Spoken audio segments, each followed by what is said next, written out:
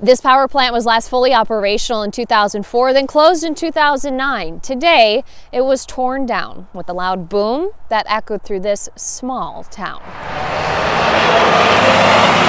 Now people come to Granite won't even know they're going through Granite. What little town is this? Otherwise, before they knew they were coming to Granite when they seen the stacks. Granite Falls is saying goodbye to a long-standing resident. It was NSP back when we worked there. Now it's called XL. When you spend 34 years of your life somewhere, Back when we were kids, we worked harder. turning the next chapter is tough. Yeah, it's sad. I think about all those guys, and you think back at all the men that worked in there. Dallas Iverson and Vernal Kane I didn't think it'd be that loud. had a front row seat to the legacy of this coal mine being leveled in seconds. Like I say, tears.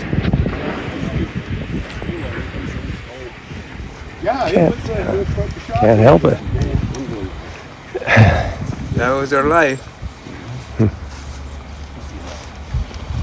Yeah, it was.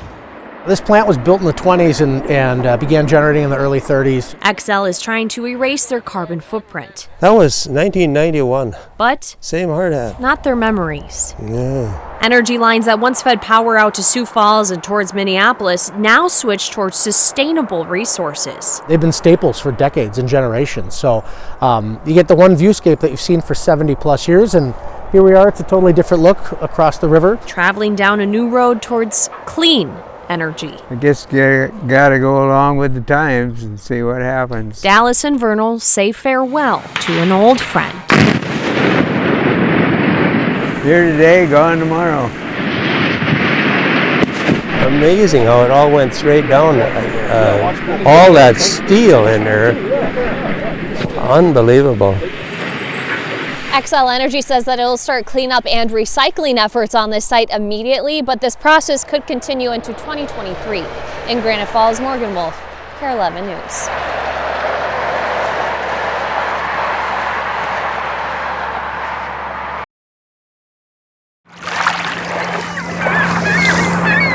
Lake Superior mirrors life's horizon.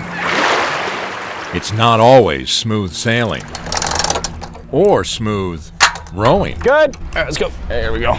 Before taking a big bite out of the big lake, Ooh, it's cold. Nick, Ron, and crew repair the rudder for an eye-catching vessel and adventure. We've got our GPS navigation systems, AIS systems. The whole point is just overcoming adversity, and teaching people that, when times get rough, don't quit, just keep going. This is one of our training runs.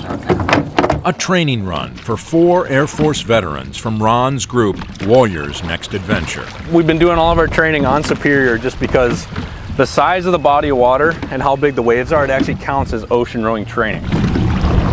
You heard right, ocean rowing in the Talisker Whiskey Atlantic Challenge race. Why not? Why not indeed, when considering the horizon of some veterans' lives.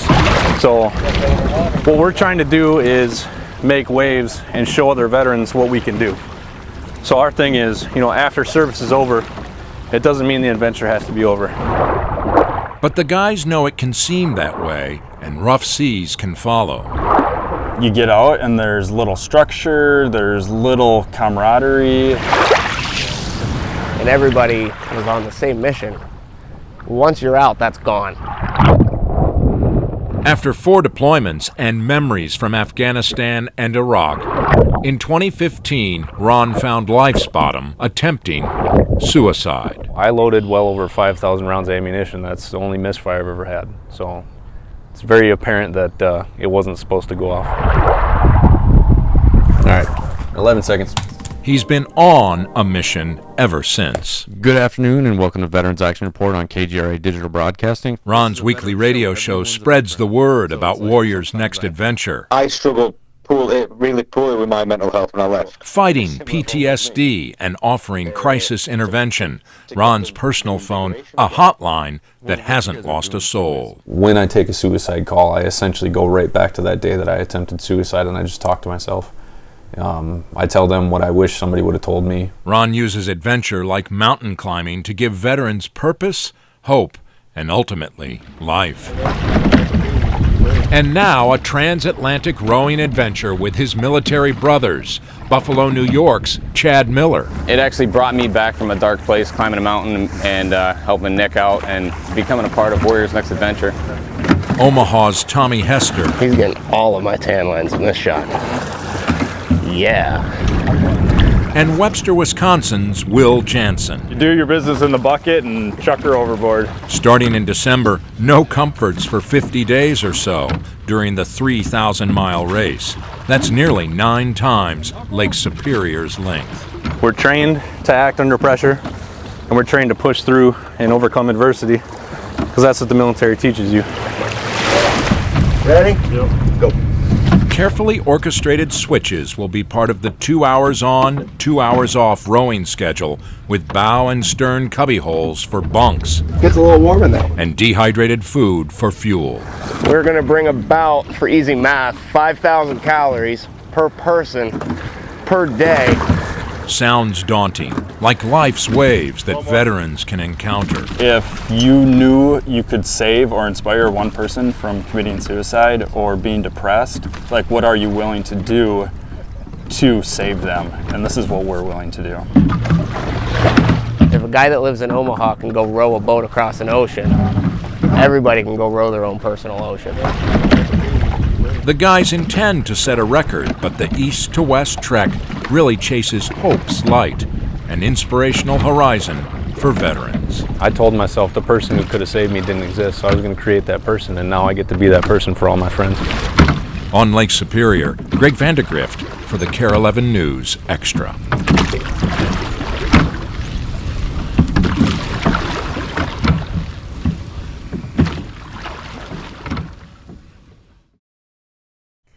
A 12-mile procession beginning in Cameron and concluding in Chetek. We're here at the police department, a visible reminder of the grief this community is feeling.